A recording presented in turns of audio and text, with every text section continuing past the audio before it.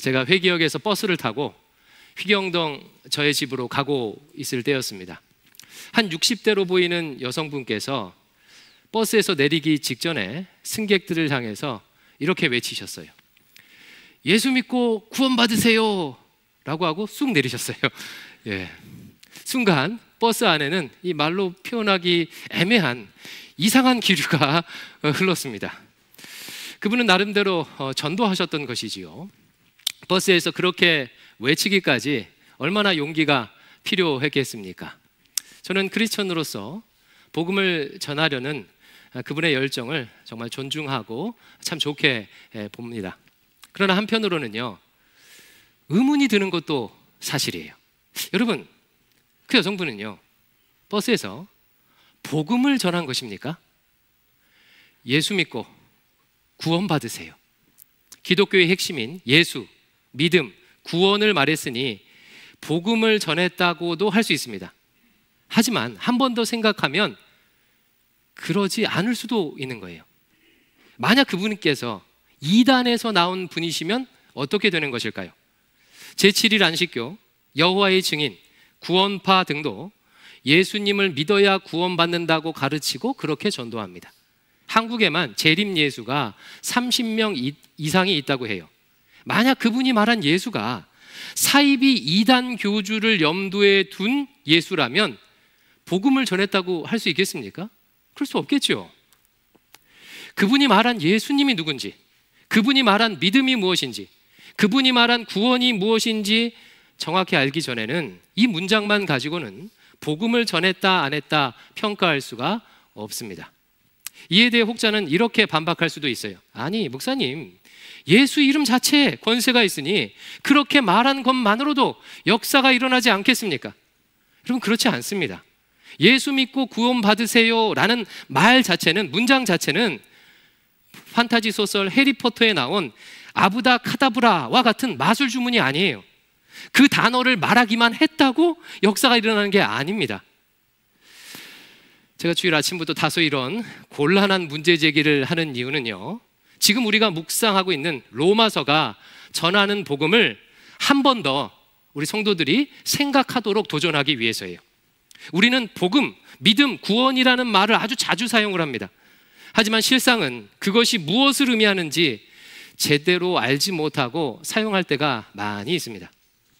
저는 예전에는요, 한국교회 문제에 대해서 이런 식으로 생각을 했었어요.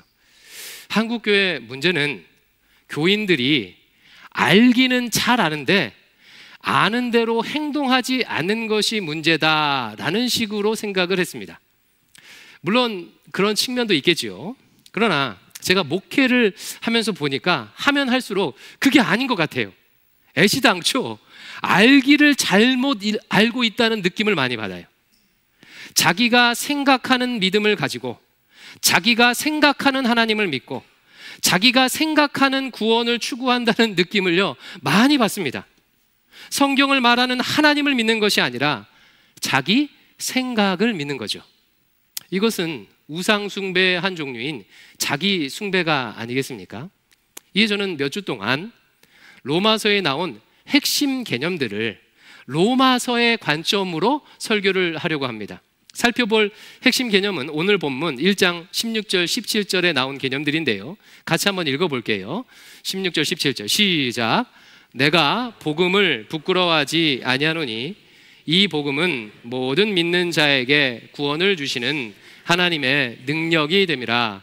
먼저는 유대인에게요 그리고 헬라인에게로다. 복음에는 하나님의 의가 나타나서 믿음으로 믿음에 이르게 하나니 기록된 바 오직 의인은 믿음으로 말미암아 살리라 함과 같으니라. 우리가 방금 읽은 이 두 구절은요, 로마서 전체의 주제 구절이라고 해도 됩니다. 나머지 말씀들은 이 두 구절에 대한 긴 해설이라고 할 수가 있어요. 마틴 루터는 이 두 구절을 가지고 이신 칭의의 교리를 만들어 종교 개혁을 일으켰었죠. 이 두 구절의 내용을 요약하면 이와 같습니다. 잘 들어보세요. 복음에는 하나님의 의가 나타나서 믿는 모든 사람을 의에 이르게 한다. 이 문장은요, 이번 한 달 로마서를 묵상하면서 우리 성도님들께서 반드시 외우셔야 하는 문장이에요. 저를 따라서 한번 해보겠습니다. 복음에는 하나님의 의가 나타나서 믿는 모든 사람을 의에 이르게 한다. 예, 이 문장에 나온 복음, 의, 믿음, 이 세 가지 단어가 어떤 의미인지를 알 때 로마서를 잘 이해할 수가 있어요. 더 나아가 바울 서신 전체를 이해할 수 있고, 궁극적으로 기독교 신앙이라는 것이, 믿음이라는 것이 무엇인지를 우리가 이해할 수가 있습니다. 앞으로 3주에 걸쳐서 복음, 의, 믿음, 이 세 단어가 로마서에서 어떤 의미인지를 살펴보겠습니다. 이 중 오늘 살펴볼 개념은요, 복음입니다. 복음. 여러분, 복음이 무엇입니까? 문자 그대로 하면 복된 소식, 기쁜 소식이죠. 영어로 하면 가스펠송 할 때 가스펠입니다. 이 복음에 대해 어떻게 이해하느냐에 따라서요, 우리의 신앙생활은요 완전히 달라져요. 만약 어떤 분이 복음을 이렇게 생각하고 있어요. 복음이란 예수 믿으면 이 땅에서 성공할 수 있다는 소식이야 라고 믿는다면 그의 신앙은 무엇을 추구하겠습니까? 예수 그리스도를 통해 이 땅에서 성공하는 것을 추구하겠죠. 그것을 우리는 기복신앙이라고 말합니다. 또 어떤 사람이요, 복음을요 이렇게 생각을 해요. 잘 들어보십시오. 헷갈리실 거예요. 복음이란 예수 믿으면 내 행위와 상관없이 영원한 생명을 얻는다는 소식이야 라고 어떤 분이 믿는다면 그의 신앙생활은요 비윤리적이 될 가능성이 높습니다. 행위와 상관없이 예수로 말미암아 영생을 얻으니 예수 믿고 난 다음에는 어떻게 살아도 크게 문제될 것이 없어요. 물론 천국에서 상급은 적겠지만 이미 영생을 얻은 것이니 그 정도는 괜찮습니다. 어차피 천국은요 부족함이 없는 곳이에요. 그런 곳에서 상급이 있고 없고가 무슨 차이가 있겠습니까? 이런 식으로 복음을 이해하는 대표적인 이단이 구원파 이단입니다. 안타까운 것은요, 많은 그리스도인들이 복음을요 구원파식으로 생각을 해요. 그러면 로마서가 말하는 복음은 무엇일까요? 로마서 1장 1절부터 6절까지가 그 복음을 아주 잘 설명해 주고 있어요. 로마서 1장 1절을 같이 읽습니다. 로마서 1장 1절 시작. 예수 그리스도의 종 바울은 사도로 부르심을 받아 하나님의 복음을 위하여 택정함을 입었으니, 사도 바울이 자신을 설명하는 거죠. 나는 하나님의 복음을 위하여 부르심을 받았다. 로마서가 말하는 복음은요 하나님의 복음이에요. 다른 말로 하면 하나님 나라 복음입니다. 2절부터 6절까지는요 이 하나님 나라 복음에 대해서 설명하는 내용이에요. 그러면 여러분께 질문 드려볼게요. 자, 지금 사도 바울은 로마 교인들을 향해서 편지를 쓰면서 복음에 대해서 설명하고 있습니다. 그러면 다음 두 가지 방법 중에서 어떤 방식으로 복음에 대해서 설명할까요? 1번 이미 로마 교인들이 알고 있는 복음에 대한 관념을 바탕으로 복음의 참 의미를 더 확실히 알려주는 것일까요? 아니면 2번, 로마 교인들이 난생 처음 들어본 생소한 복음에 대해서 지금 알려주는 것일까요? 1번과 2번 중에 헷갈리십니까? 다시 한번 제가 설명을 드릴게요. 2번도 있고 1번도 있는데 다시 잘 들어보세요. 1번, 바울이 지금 복음을 전하는 방식, 복음에 대해 소개하는 방식. 1번, 바울은 로마 교인들이 구약 성경과 예수님의 가르침을 통해서 이미 알고 있던 복음에 대한 이해를 바탕으로 복음을 설명하는 것일까요? 아니면 바울 자신이 계시받은 완전히 새로운 복음을 전하는 것일까요? 1번입니까? 2번입니까? 1번이에요. 이미 구약 성경과 예수님의 가르침으로부터 배웠던 복음의 이해를 바탕으로 복음에 대해서 설명하고 있는 것입니다. 그러면 구약 성경과 예수님의 가르침으로부터 이미 배웠던 복음이 무엇이에요? 바로 그게 1절에 나온 하나님의 복음, 하나님 나라 복음이라는 거예요. 우리 예수님께서는 하나님 나라 복음을 전하기 위해서 이 땅에 오셨어요. 누가복음 4장 43절 같이 읽습니다. 시작. 예수께서 이르시되 내가 다른 동네에 들어서도 하나님의 나라 복음을 전하여야 하리니 나는 이 일을 위해 보내심을 받았노라. 자, 예수님이 무엇을 위해 보내심을 받았다고요? 하나님 나라 복음을 전하기 위해서 보내심을 받으셨어요. 그래서 주님께서 공생애를 시작하시면서 처음 외치셨던 말씀이 무엇이죠? 회개하라. 천국이 가까이 왔느니라. 천국, 즉 하나님 나라가 가까이 왔다고 선포하며 공생애를 시작하셨고, 공생애 내내 여러 동네들을 다니면서 하나님 나라 복음을 전하신 거예요. 그러면 한 걸음 더 나아가서 하나님 나라 복음이란 구체적으로 무엇을 의미하는 것입니까? 하나님 나라 복음이 무엇인지 확실히 알려주는 말씀이 이사야서 52장 7절에 나와 있습니다. 같이 한번 이것도 읽겠습니다. 시작. 좋은 소식을 전하며 평화를 공포하며 복된 좋은 소식을 가져오며 구원을 공포하며 시온을 향하여 이르기를 내 하나님이 통치하신다 하는 자의 산을 넘는 발이 어찌 그리 아름다운가. 아멘. 이 말씀 이해되세요? 산을 넘으며 좋은 소식, 즉 복음을 전하는 자가 뭐라고 지금 선포하면서 다니고 있죠? 네 하나님이 통치하신다. 내 하나님이 통치하신다. 예수님께서 이 마을 저 마을 산을 넘어 다니시면서 전했던 하나님 나라 복음이 무엇이냐면요, 하나님께서 통치하신다 라는 복음이에요. 하나님께서 통치하신다.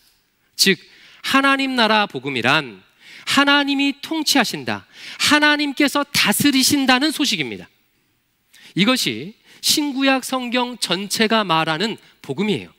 성경이 말하는 복음이란 하나님께서 다스리신다는 소식이에요. 하나님께서 천지를 창조하시면서부터 이루고자 하셨던 일도 바로 이것입니다. 하나님이 천지를 창조하신 이유는 하나님께서 다스리시는 하나님 나라를 이루기 위해서예요. 하나님께서 아담과 하와를 창조하시고 제일 처음 주셨던 명령을 한번 떠올려 보세요. 제가 지난 2주 동안 설교 때 언급했습니다. 창세기 1장 27절 28절인데 하나님께서 남자와 여자를 하나님의 형상, 자기 형상으로 창조하시고 이렇게 명령하시죠. 생육하여 번성하라, 온 세상을 다스려라 라고 하셨어요. 여기 사용된 하나님의 형상이란 말은 이런 의미를 담고 있습니다. 창세기가 쓰일 당시에 고대 근동에 패권을 장악하고 있던 애굽왕 바로는요, 자신의 형상을 식민지 곳곳에 세웠어요. 당시는 지금처럼 매스미디어가 발달한 시대가 아니었잖아요. 그래서 자신이 통치하고 있다는 것을 알리기 위해서 커다란 자신의 형상을요, 자신이 통치하고 있던 식민지 곳곳에 세웠던 거예요. 식민지 백성들은 그 바로의 형상을 보면서 아, 바로가 우리의 주인이지, 바로가 다스리고 있지, 바로가 통치하고 있지 라는 것을 상기했습니다. 하나님의 형상이란 이런 의미예요. 하나님은 인간을 하나님의 형상으로 지어 그 인간들이 가는 곳곳마다 하나님께서 온 세상을 다스리고 계심을 증거하도록 하신 거예요. 하나님이 통치하시는 하나님 나라를 이룰 사명을 아예 인간을 처음 창조하실 때부터 부여하신 것입니다. 그러나 아담과 하와는 하나님을 배신했어요. 하나님의 다스리심을 거부하고 자신들이 그 자리를 차지했죠. 선악과를 따먹음으로. 이때부터 세상은 하나님이 아니라 무엇이 지배하게 됐습니까? 죄가 지배하게 되었어요. 죄의 지배가 가시적으로 눈에 보이는 형태로 나타났던 대표적인 사례가 애굽입니다. 애굽이란 나라예요. 애굽은 소수의 인간이 모든 것을 독점하면서 다수의 사람들을 노예로 부리고 탐욕을 추구하며 살아가는 나라예요. 하나님이 아닌 죄의 지배를 받는 사람들은, 죄의 통치를 받는 사람들은 이처럼 자신이 주인이 되려고, 바로처럼 자신이 주인이 되려고 서로를 죽이며 경쟁하며 살아갑니다. 이렇게 죄가 지배하는 세상에서 다시금 복음이 선포되는 거예요. 여러분, 이제 더 이상 죄가 지배하지 않게 되었습니다. 하나님께서 다스리십니다. 하나님께서 통치하십니다. 그래서 복음인 거예요. 사도 바울이 로마서에서 말하는 복음은 이 하나님 나라의 복음입니다. 그러면 하나님 나라의 복음은 예수님과는 어떤 상관이 있을까요? 로마서 1장 2절부터 6절까지가 하나님 나라 복음과 예수님이 어떤 상관이 있는지를 설명하고 있는 거예요. 우리 1절, 2절을 다시 한번 읽어볼게요. 1절, 2절 시작.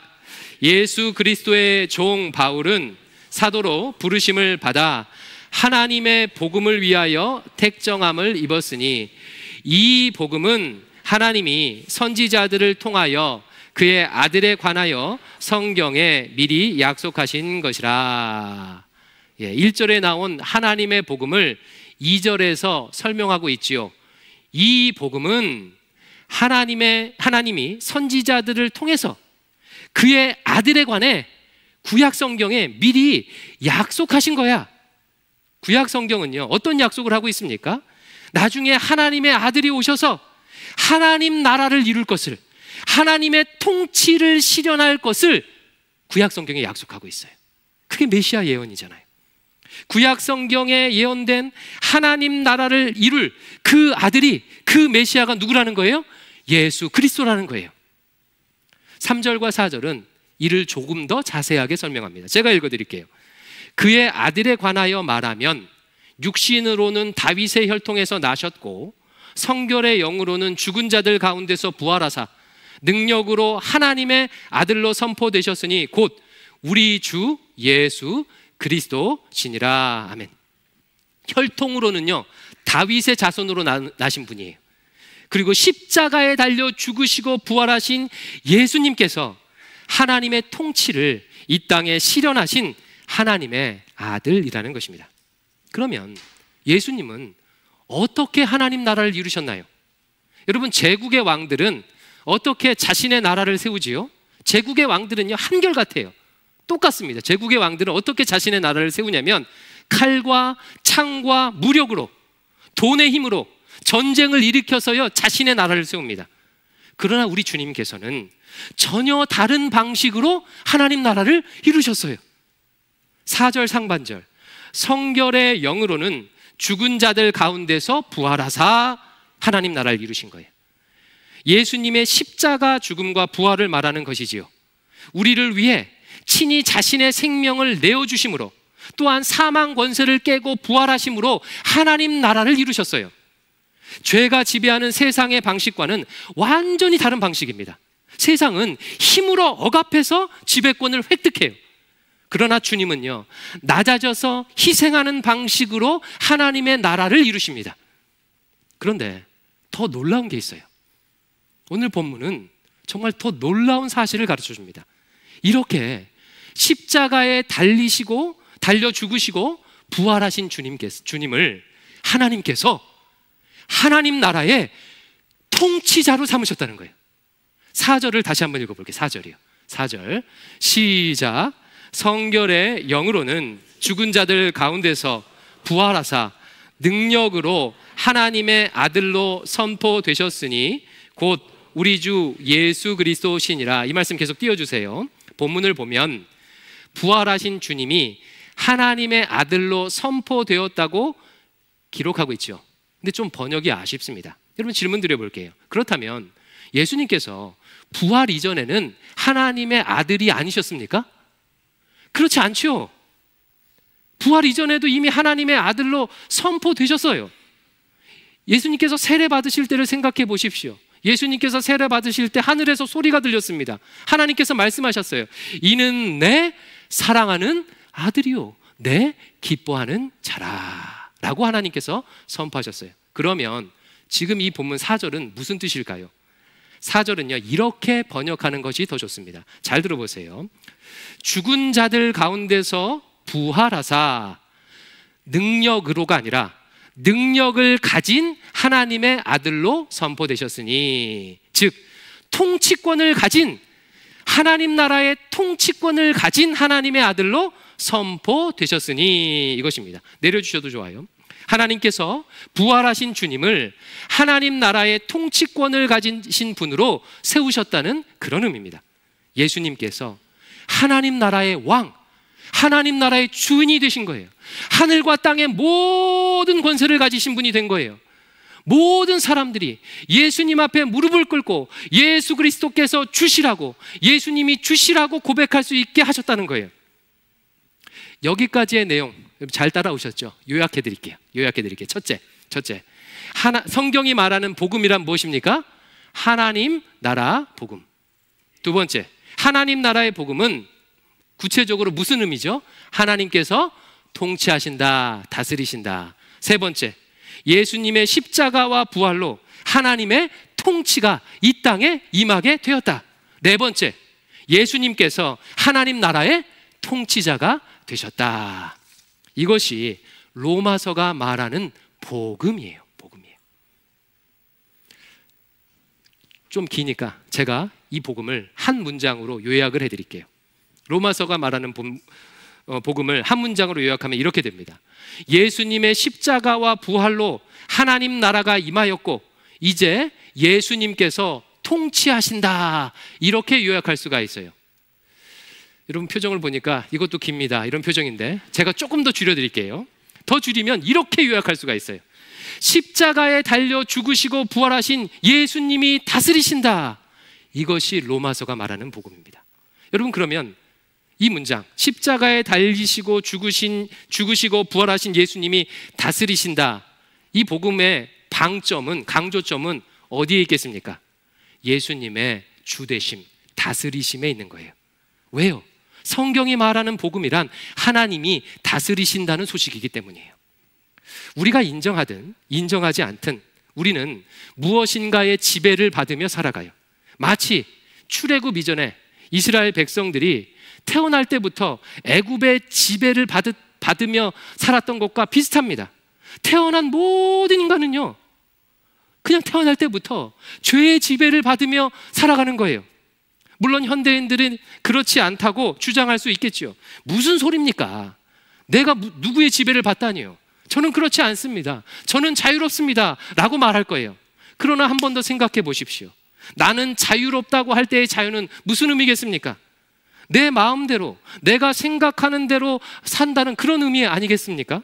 하지만 그 마음, 그 생각은 어디서 왔을까요? 자신이 살고 있는 세상의 영향을 받아 생긴 마음이고, 자신이 살고 있는 세상의 가치관의 영향을 받아 생긴 생각이죠. 그래서 자본주의 세상에 사는 사람들은요, 다들 어떤 마음과 생각을 가지고 있어요? 자본주의 안에서 태어난 우리들이요, 자본을 가지고 싶은 마음과 생각이 그 안에 충만한 거예요. 자본을 가지면 자유롭게 될 수 있을 것이라 착각하게 되는 것입니다. 인류 역사는요, 이처럼 형태만 달라졌을 뿐 이런 죄의 지배의 역사예요. 과거에는 제국의 지배의 모습으로, 지금은 자본의 지배의 모습으로 죄의 지배가 나타나는 것입니다. 이처럼 죄의 종노릇하는 인간들에게 로마서가 선포하고 있는 거예요. 이제 더 이상 여러분, 죄의 지배를 받지 않아도 됩니다. 이제 더 이상 자본주의의 노예로 살지 않아도 됩니다. 십자가에 달려 죽으시고 부활하신 예수님께서 다스리십니다. 이렇게 선포하는 거예요.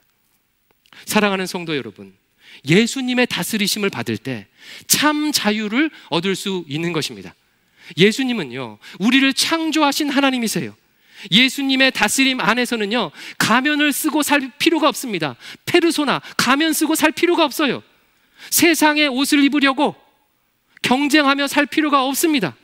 예수님은 내 모습 그대로가 무엇인지 너무나도 잘 아시기에 주님 안에서는 다른 누군가가 되려고 발버둥 필 치료가 없이 세상에 단 하나뿐인 나로, 진짜 나로 살 수가 있어요.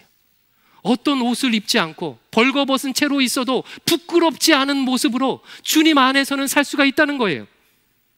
사랑하는 성도 여러분, 내가 나로 사는 것이야말로 참 자유가 아니겠습니까?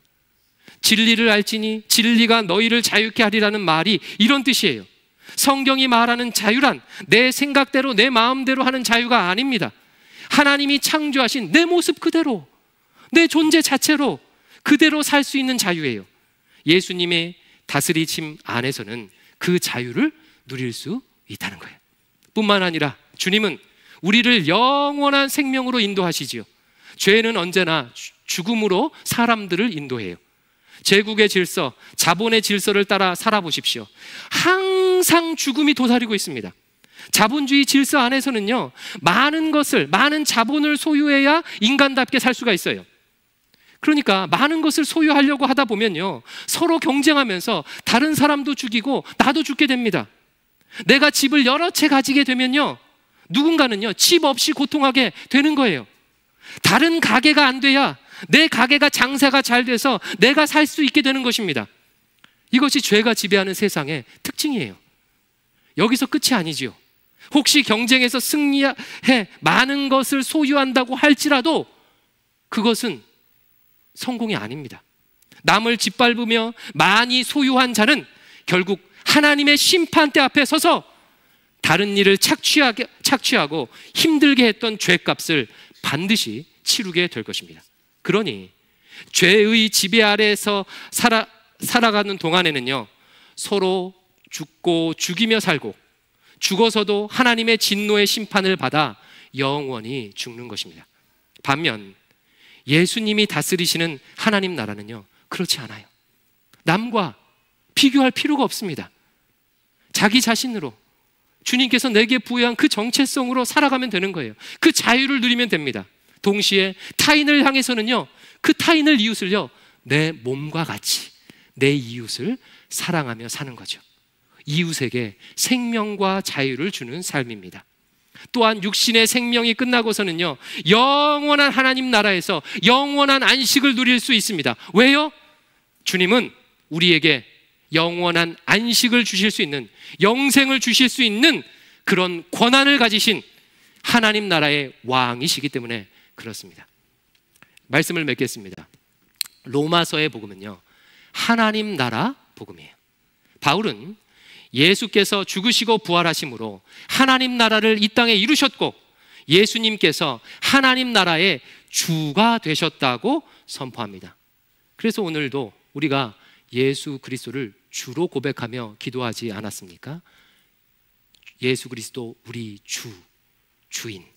그러므로 복음을 받아들인다는 것은요, 이런 의미예요. 복음을 받아들인다는 것은 예수님의 주인 되심을, 십자가에 달려 죽으시고 부활하신 예수님께서 내 삶의 주인 되심을 인정하고 주님의 통치를 받아들인다는 것입니다. 그런 의미에서 여러분께 마지막으로 묻습니다. 여러분은 지금 무엇의 지배를 받으며 살아가고 계십니까? 십자가에 달려 죽으시고 부활하신 예수님께서 여러분의 인생과 가정과 직장을 다스리고 계십니까? 아니면 자유라는 이름으로 포장된 죄가 여전히 여러분의 주인 되십니까? 혹시 자본주의의 지배를 받고 살아가고 있지는 않습니까? 사랑하는 성도 여러분, 복음을 따라 살아가십시오. 그래야 나도 살고 자녀도 살고 이웃도 삽니다. 예수 그리스도를 주인으로 모시고 참된 자유와 생명을 누리시기를 주님의 이름으로 축원합니다. 기도하겠습니다. 아버지 하나님, 죄의 지배를 받고 죄의 종노릇하던 우리를 하나님 나라의 백성으로 삼아주시고 예수 그리스도의 다스리심을 받게 하시니 감사합니다. 나를 위해 생명 내어주신 그 예수님께서 우리의 삶의 주인 되심을 고백합니다. 그 예수님의 인도하심을 따라 살아가는 저희들 되게 도와주시옵소서. 여전히 죄의 지배가 우리를 넘어뜨리려고 도사리고 있는데 속지 않게 하시고 주님만 따라가며 사는 저희들 되도록 도와주시옵소서. 예수님 이름으로 기도드립니다. 아멘.